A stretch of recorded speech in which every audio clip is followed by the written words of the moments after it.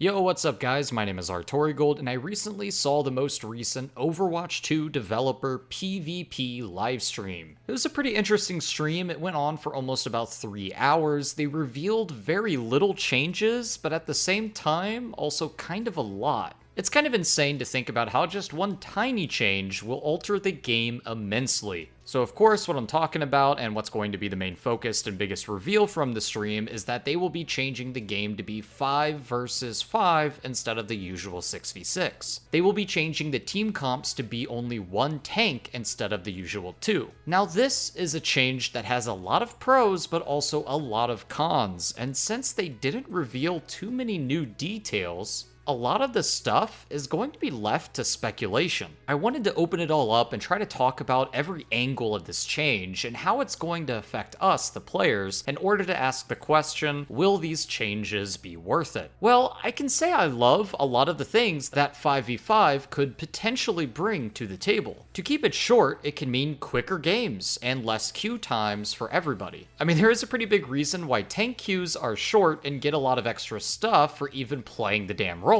There's not a lot of people out there who enjoy playing tank anymore because of how miserable it is to play, especially with how much CC there is in the game. Another thing 5v5 does is ensures that there will be no double shield meta, which is something I think everybody fucking hated. I mean, nobody enjoys standing around shooting at shields, except maybe some weirdo fucking one-trick ass Bastion or Junkrat player. If they like shooting at shields, well, they can take their asses to the PvE shit in Overwatch 2 where they fucking belong. Anyways, another great thing about 5v5 is that the supports can do other things. A lot of bad games have happened where the tanks just require so much healing that everybody, such as the DPS players and even maybe the other support, just end up suffering slowly until death. Only having one tank means there should be plenty of heals to go around for everybody, which could drastically improve the gameplay and fun for the DPS and support roles. Since Mercy doesn't need to shove her healing stick right up that fat Roadhog's ass all game in order to keep him from feeding. Now Mercy can let the other healer do all of that while she goes around and resurrects all of the feeding DPS players instead.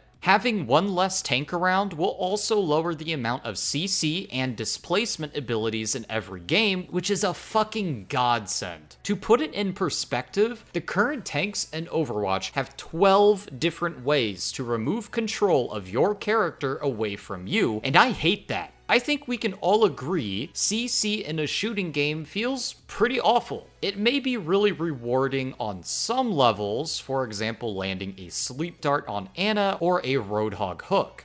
It feels really good, and those abilities have quite a bit of a skill ceiling attached to them in order to land. But then you have fucko degen heroes such as Wrecking Ball. Now this little fucking rat moves around at the speed of fucking sound and just knocks everybody around like they are bowling pins. I mean, this character doesn't even seem like he belongs in Overwatch. He barely even uses his guns. This hero is out here playing a completely different game like Super Monkey Ball 2 or some shit. If that isn't enough reason to hate him, he also never really dies. His health pool combined with armor, massive shield, and incredible mobility, I mean, it's just a little too much for a character that doesn't even require for you to aim a gun. Now listen, I know a lot of ball players out there probably hate me for saying it, but look at it from any other player's perspective. How the fuck would you feel after being booped and swooped a million times over and over when all you're trying to do is sit there and aim and shoot at some enemies? And here comes Mr. fucking Slick, who thinks he's quick, rolling around booping everything in his sight. Well, it's fucking annoying, and I hate it. Anyways, my main point is, I think that some tanks with those 12 abilities, it's kind of nice, some of them it's kind of rewarding, but Wrecking Balls is bullshit and I hate it. So taking away 2 tanks from the game can really lower the amount of potential CC that can be in a game, which causes a lot of visual clutter, especially as a spectator watching a game in the Overwatch League. The Graviton's Shatter is also there. Sound Barrier. Here's another Photon Wall now as well as they push forward. Graviton Surge. Surefall might not be able to survive this one. He's focused down pretty quickly, and it is very pretty to look at.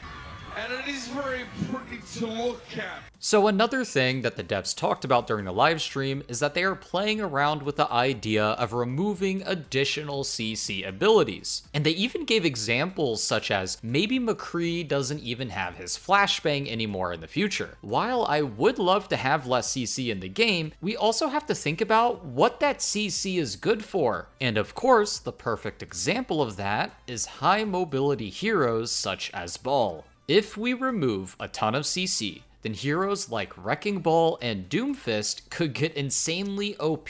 Jeff Goodman also mentioned he recognized that issue and played around with the idea that maybe they will rework a lot of the mobility heroes so that the game can function with less CC, so that you don't really feel like you have to swap heroes in order to counter the enemy team's comp. I personally really love the idea of less CC, and if this also has the bonus of Wrecking Ball nerfs, then I am so for it. It might feel kinda weird without having Flashbang on McCree anymore, and maybe you'll feel that same way about some other heroes too, but I think in the end, if they remove the CC and mobility down a lot in the game, it could make it a much more balanced experience for everybody in competitive. Now, I'm not sure just how much they will end up reworking every hero, but I'm more than fine with a lot of these changes. It even kinda excites me a bit. One other fantastic change that they even showed off during the stream was that Mei's left click will now no longer freeze, which was honestly some of the best news that I've heard since they told us that they were deleting 2CP. I honestly wish that they nerfed Mei even more to the fucking ground because she is really unfun to play against on so many levels. Mei has a huge 250 health pool, which to me seems really unnecessary considering she can also go invulnerable and heal herself while also creating the Great Wall of China anywhere she wants,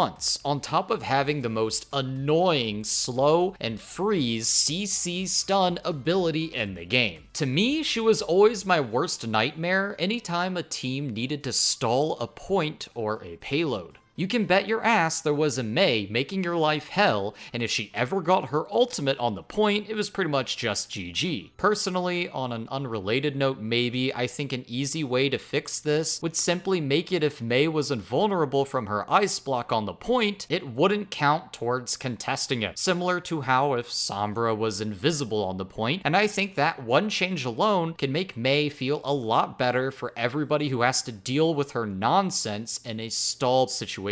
Now back to the 5v5 stuff, I might be leaving out some of the positives, but for now I want to go ahead and talk about some of the negatives. Really? This is what you guys have? This is fucking dog shit. Yo, Aaron Keller, this is bad, man. I gotta be honest with you, I'm not impressed. The biggest thing off the top of my head is that off-tanks will no longer have a place anymore unless heavily reworked. There will also be probably mass layoffs of off-tank players in the Overwatch League. And lastly, players will be missing out on some of the more popular and fun gameplay of tank synergy. What I mean by tank synergy is that players will no longer be able to have the fun of a Reinhardt-Zarya combo or the Winston and D.Va dive from the good old days. You know what the worst part is, dude? The only way you're ever gonna get a second tank on your team again is if you have a fucking Echo on your team. So you have to be a tank partner with a DPS player. Think about that. You have to be a tank partner with a fucking DPS. There was a lot of fun to be had from playing with two tanks, and there was always a lot of great interactions that you will now no longer be able to see anymore, which is kind of tragic. A lot of Overwatch League players will also most likely lose their jobs, which is kind of sad to think about as well. I mean, some of these guys have dedicated so much of their time to be the best off-tank player you could possibly be, and I don't think any of these professional teams will keep a lot of these guys around. Personally, I think I would have liked to see Blizzard try to make main tank and off tank two separate roles, but I suppose that also would have split the player base and made the queue times even longer than they are now. While I absolutely love the idea of never having to deal with double shield meta ever again, it does make me a bit sad that now I'll only have one tank on my team, and it will most likely be a Roadhog.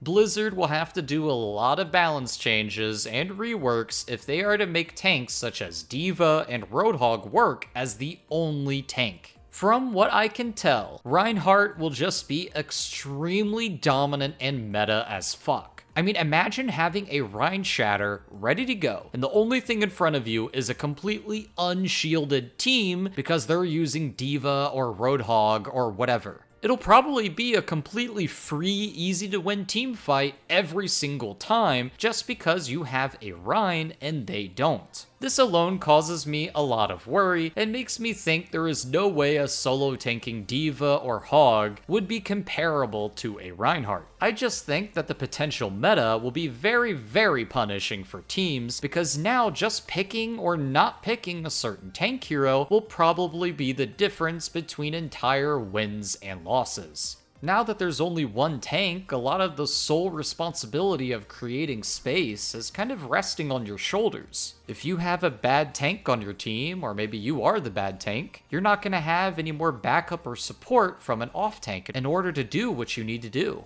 So I feel like the pressure on being a good tank is going to affect a lot of people, especially at lower ranks. And I could see this being a negative factor for a lot of players. Anyways, guys, thank you so much for watching. Oh wait, yeah, I guess Winston has like a projectile thing he can shoot now too. Yeah, that's pretty cool. Good for him, I guess. They have like some new maps or whatever, which is nice, and they look pretty. You know, they look really pretty, I suppose. Hard to really judge a map, honestly, without being able to play it, so I'm not going to say much about them here. Anyways, that's all I really have to say about 5v5 for now. This is all just kind of the questions and information that I had on the top of my head. Let me know if you think it will be better for the game or not. Give me a reason. Do you like the idea of solo tanking? Do you think the games have potential to be better? Or do you think that the negatives scare you away and frighten you a little bit? Make sure to drop a comment and let me know what you think. I'm really curious to see how the community is split on this one. And anyways, thank you so much for watching, and I'll see you next time.